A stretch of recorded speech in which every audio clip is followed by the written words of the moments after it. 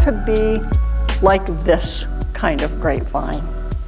The gardener looks after us, tends to us, lifts us up, prunes us.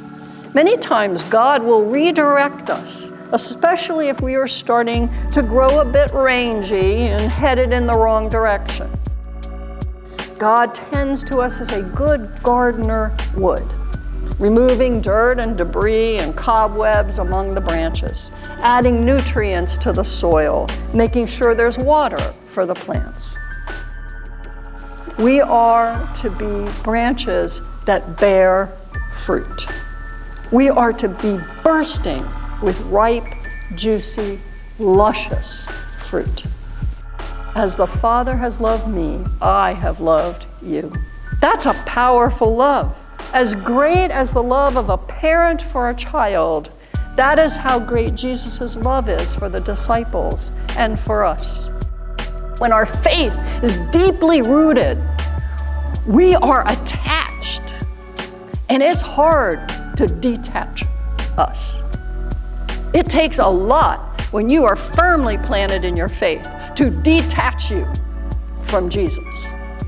That is the message you can take this morning. But remember, Jesus says, I give you this commandment so you can love one another. I give you this commandment so that you can love one another, where you produce abundant fruit, abundant love. Amen.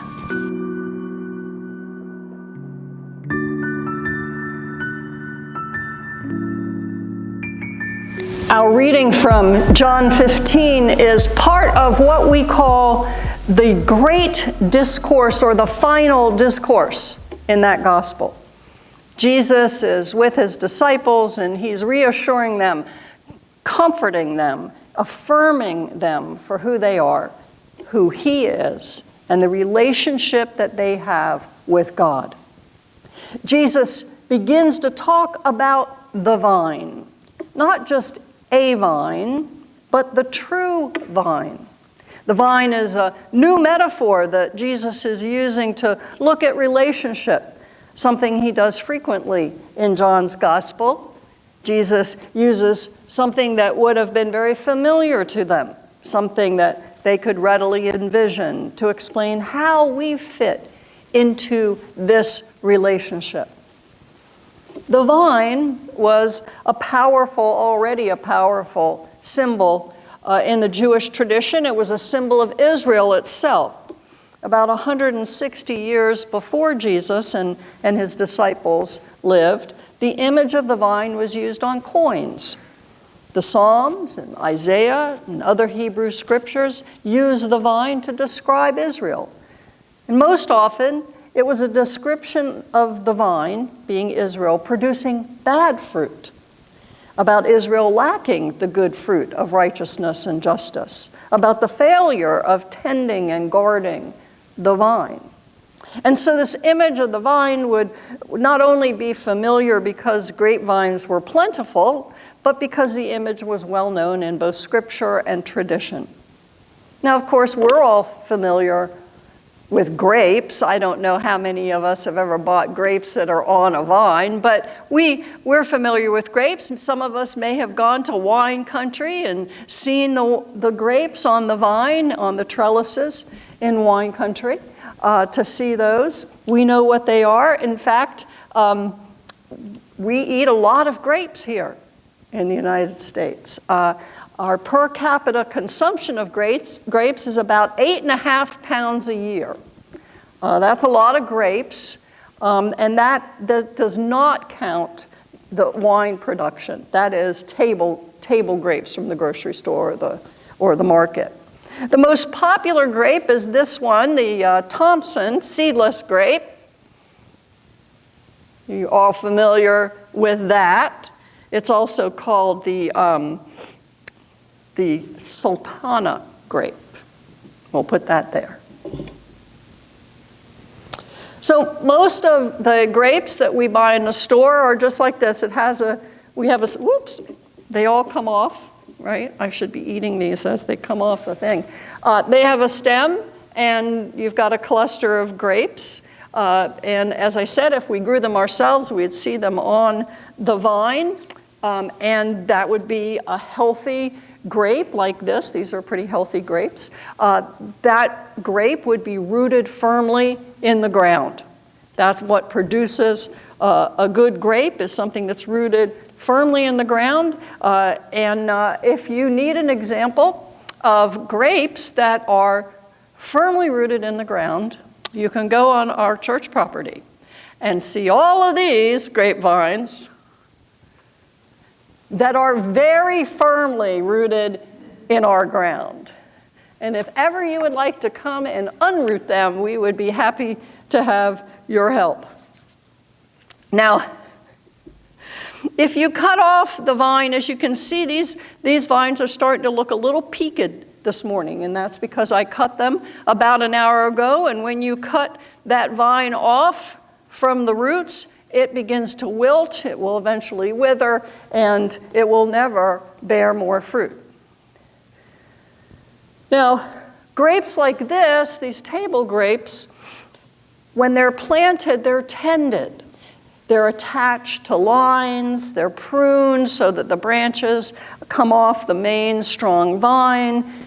The gardener doesn't want to stop these vines from growing. Not like our wild grapes here. These are pruned to grow more, and I say all of this, I give you all this grape information so that we can talk about this metaphor that Jesus uses about the grapes and the vine.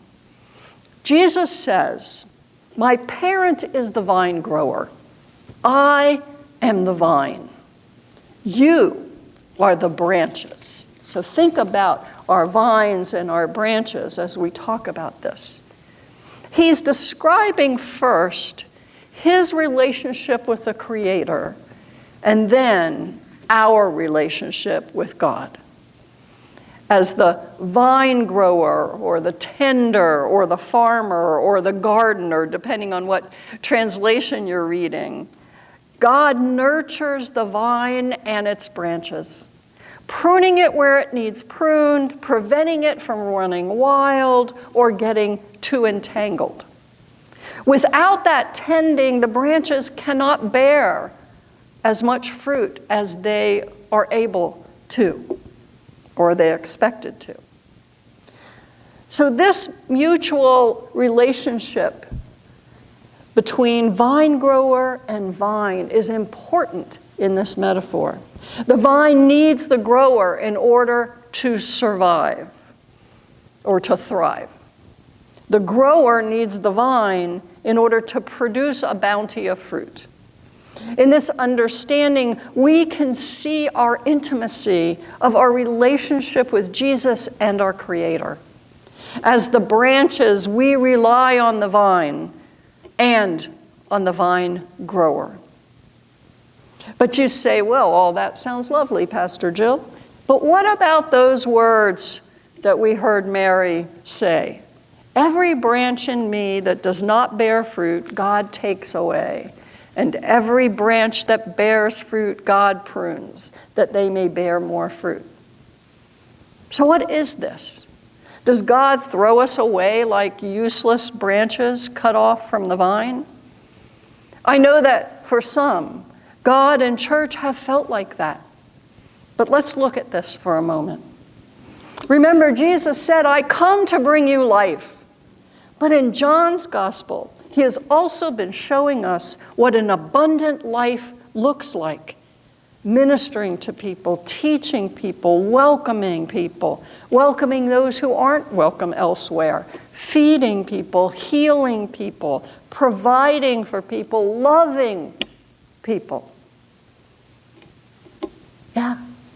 And the message is that the connection to the life source, the connection to God, that abiding that John loves to talk about, that is vital for abundance.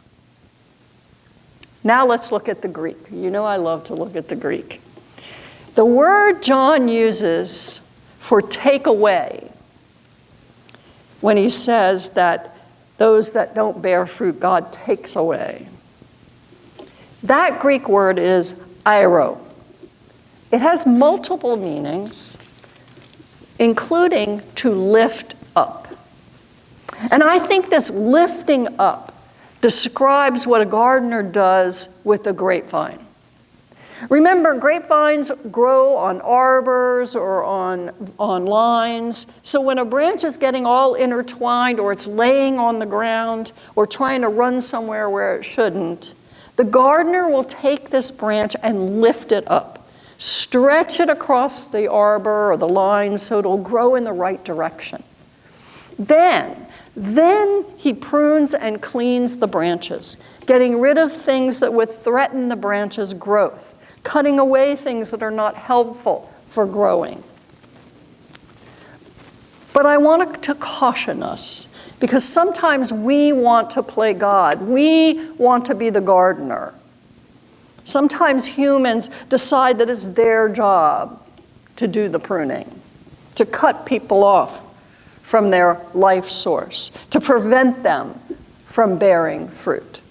It's a terrible thing to decide that someone is unworthy of food or shelter, unworthy of health care, unworthy to participate in worship, unworthy to know God. That kind of vine is more like the wild grapevine, invasive, choking the life out of plants and trees as it climbs higher and higher. Its fruit is worthless to humans. We are to be like this kind of grapevine. The gardener looks after us, tends to us, lifts us up, prunes us. Many times God will redirect us, especially if we are starting to grow a bit rangy and headed in the wrong direction. God tends to us as a good gardener would, removing dirt and debris and cobwebs among the branches, adding nutrients to the soil, making sure there's water for the plants. We are to be branches that bear fruit. We are to be bursting with ripe, juicy, luscious fruit. And so, as we look at this illustration, where are you? Are we bearing fruit? Or are we getting intertwined, getting dry and brittle? At the end of this metaphor, Jesus adds something about love. He wants us to know that abiding in the vine is the same as abiding in love. He begins, as he always begins, by pointing to the relationship he has with his Abba. As the Father has loved me, I have loved you. That's a powerful love. As great as the love of a parent for a child, that is how great Jesus' love is for the disciples and for us. And then he goes on and he says, if you keep my commandments, you will abide in my love. This is one of those verses I talk about that we go too fast over. Think about what Jesus is saying. If you keep my commandments, you will abide in love. What were Jesus' commandments? Jesus' commandments were not the 10 Commandments. That's God and Moses from the Hebrew Bible. What did Jesus say the greatest commandment was? To love. And so he is saying here, if you keep my commandment of love, you will abide in love. It's as simple as that. Keep my commandment in love and you will abide in love. To love one another. And so basically, Jesus says, if you would love one another, then you would abide in my love. Now, does this mean that if we love others, that's the only reason Jesus will love us, that there's an if that? No. What it means is when we love each other, that's when we feel that love and recognize that abiding in love. When you love others, you experience, and more importantly, they experience the love of Christ. And that is joy. When we love, we abide in Christ, and we and those that we love experience the joy of Christ's love. Jesus gives us this vine image to show us that God continues to sustain us, that we abide in God, that we have a relationship with God, that we are as closely connected to Christ as the branches are connected to the vine. Now think about that.